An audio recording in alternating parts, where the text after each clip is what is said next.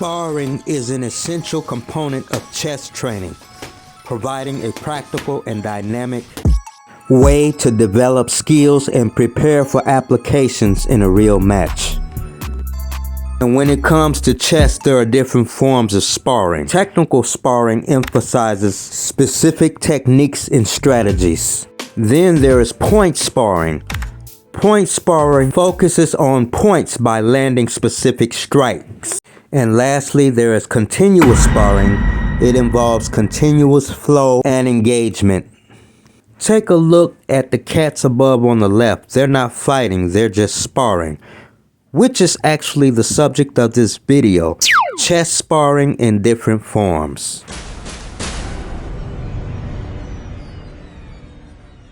Well, welcome to my dojo. Now let's look at the benefits of sparring, then we'll get into the game.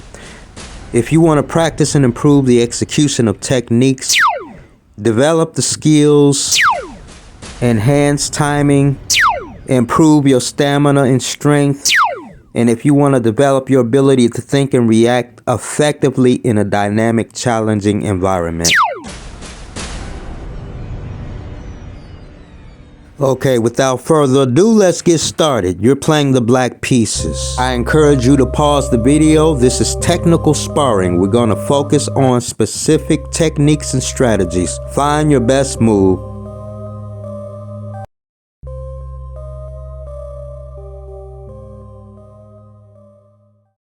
What better way to expose your opponent's king by bringing him into the opening via sacrificing one of your pieces? Now you'll be able to exploit the light square weaknesses around white's king. After king takes g2, the only move, now you have either knight e3 check or rook g8. Pause the video to find your next move.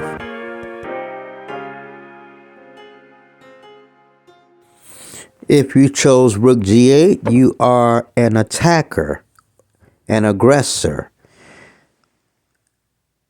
Pawn capturing your knight is followed by rook takes g4 check, the recapture, and after king to f1, then queen to g3.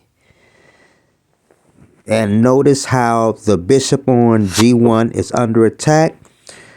Knight on c to e2 defends the bishop and hits the queen, but at the same time, black has queen to g2 check, forcing the king over to e1, and the knight on e2 is pinned, which allows queen takes g1 check, king to d2, and now rook captures on d4, and after the recapture, queen captures knight on d4 check.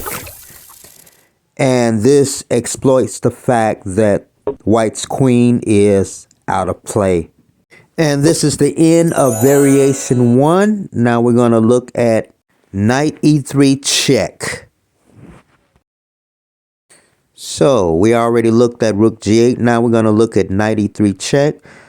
So after bishop captures on g2 check, king recaptures. And now instead of making the second sacrifice, knight to e3 check, and vacating the g file by moving the knight to e3, this allows a potential check along the g file. But what we do first, we capture on e3 with the rook. And now knight f5 attacks the rook. And let me give you your two choices. You have queen to c6 check, or you have rook to e5 threatening to capture the knight. I encourage you to pause the video and find your next move.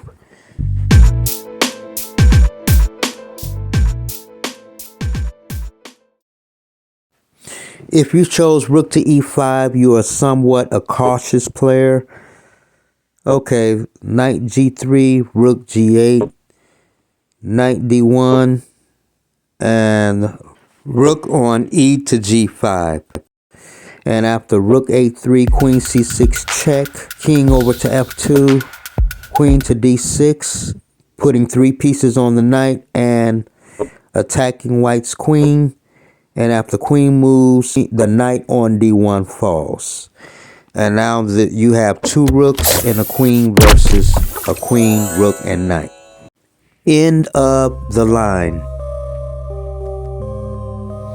Now if you chose the move, instead of rook e5, if you chose to move queen c6, you are more of a tactical player. And this allows you to capture the knight.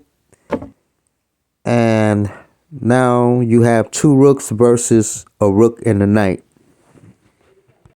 Now, this next segment of the video, we're going to see a game illustration, and the focus will be on 2 forms of sparring combined: continuous sparring and point sparring. But for now, you can say hello to Coach Bear in a black and white striped shirt. First, there is a queen trade on e4.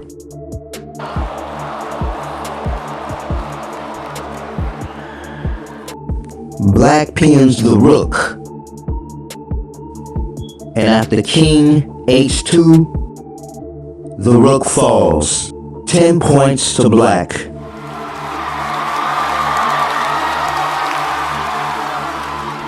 Knight c4, trading down, the best move on the board for white, 10 points for white. Rook captures knight on f3, white cannot recapture because the pawn is pinned. 10 points for black.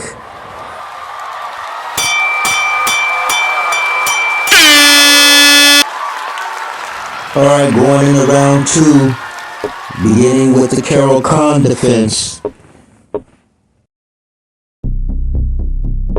We have the 2 knights variation.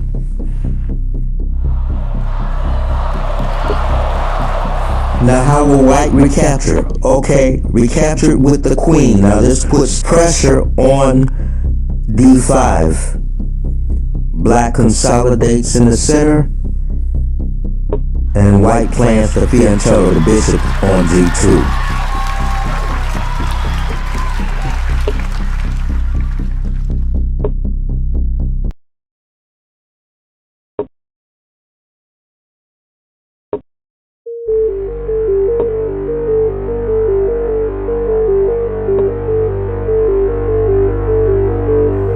Pawn to a3, putting the question to the bishop. Oh, bishop a5, and after bishop a5, the knight makes his way to b5, threatening to go to d6, forcing black to castle. 10 points for white.